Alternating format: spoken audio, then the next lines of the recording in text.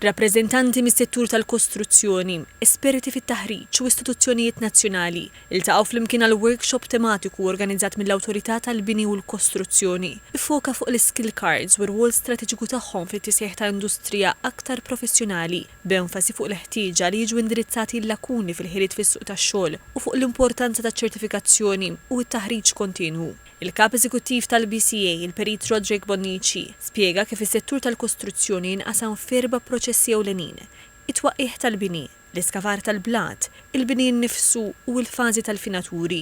Qal li fl-aħħar sentejn l-awtorità ħadmet ħafna fuq il-liċenzjar tal-kuntratturi u l-bennija. Nifhmu eżatt is-settur u t-tibdil li qed isir fis-settur, id-domanda ta' xogħlijiet ġodda kemm snajja u anke dak professjonali biex eventwalment ikunu nistgħu nindirizzawhom b'mod immedjat biex fis-sena 2027 il-BCA tkun tista' tmexxi bl-skill cards. Il-Ministru għall-Ġustizzja u r-Riforma tas-settur tal-kostruzzjoni Jonathan Attard qal li mill-ewwel ta' Jannar tal-2027 il-Construction Industry Skill Card se tkun obbligatorja għal kull min jaħdem fuq sit ta' kostruzzjoni. Sostna li r-riforma fis-settur tal-kostruzzjoni tmur lil hinn minn tibdil regolatorju u leġislattiv għalli hemm bżonn bidla kulturali li tolli l-livell ta' professjonalità, sigurtà u responsabilità fost il-ħaddiema u l-professjonisti kollha involuti.